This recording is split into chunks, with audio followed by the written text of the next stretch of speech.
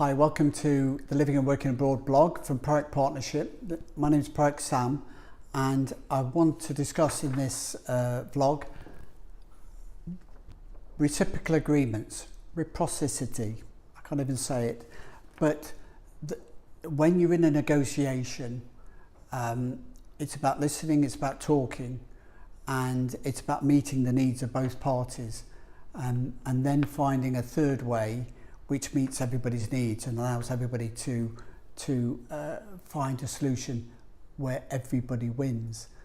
Now, this is not happening. We've got a lot of hot air with EU Brexit at the moment, and I want to try and highlight what those issues are for people that are living and working abroad.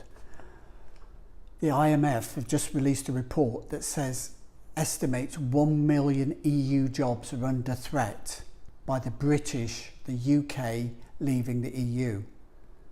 So, excuse me, EU Commission, you may want to follow your rules, you may want to have your common goals and standards, and you may not want to breach your red lines, but there's people's jobs at risk in the EU as well as in the UK.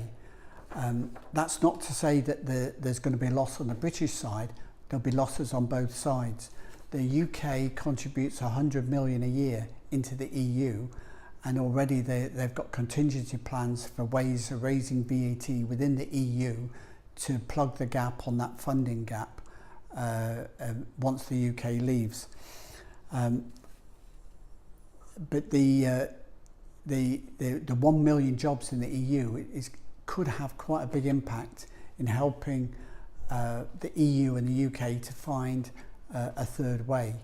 The big dispute over customs is coming from two places. Now, customs is a tax that governments apply for people to trade across border, just so they can make extra money on the pint of beer they sell you, or the perfume that you import, or the computer you import from China. These customs don't need to exist, and they don't exist within the EU. But anybody trading with the EU has quite high customs tariffs. And this is the issue, that the UK want to go outside and want to have the same rules that exist at the moment. And the EU can't find a way to say, okay, we will charge you the same tariffs that we charge you at the moment, and nothing changes. Partly because they want to protect their four freedoms, partly because they don't really want the UK to leave. But with 9 months to go, we now need to find a third way to get a solution.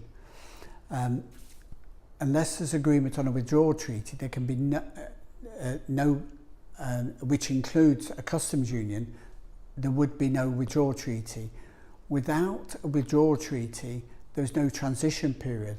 So Brexit means on the 29th of March, the UK is out of the EU completely and utterly, and there'll be no transition period. If there is a withdrawal treaty, then the transition period does come into play. At the moment, if you look behind the scenes, you look at the small print, you look at the communiques, the EU and the UK are both preparing for Brexit, they're both preparing for a transition period from the 29th of March that runs through to the end of November 2020.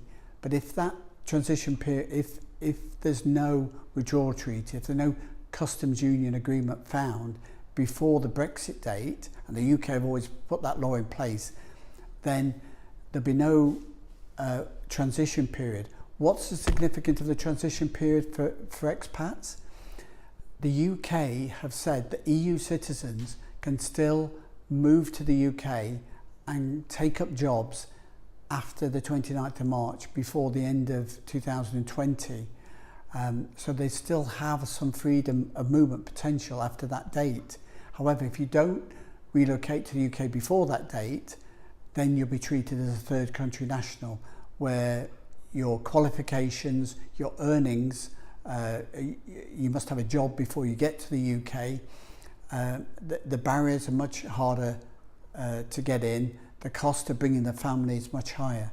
So EU expats wanting to live and work in the UK need to act before Brexit in order to avoid those barriers being lifted. Similarly with the UK, if there's no transition period, you're better for an UK expat to be living and working and registered legally in the country of their residence before the Brexit date on the 29th of March. And countries like Cyprus are allowing a permanent residency.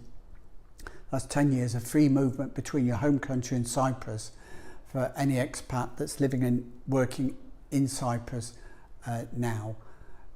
So there's big pressure on the EU. There's forecast of 1 million jobs that could be lost by excluding the UK from the EU customs treaty. Will the EU and the UK find a way to make an agreement? So there's a transition period. Expats should look to what the rules are outside the EU and plan ahead and make sure they take up residence in the country that they want to live and work before then. If you want any help and advice, contact us at productpartnership.com and go to our website to download a copy of our guide for EU expats and the implication of Brexit on overseas property, business and pensions. Thanks for listening, and we'll see you again next time.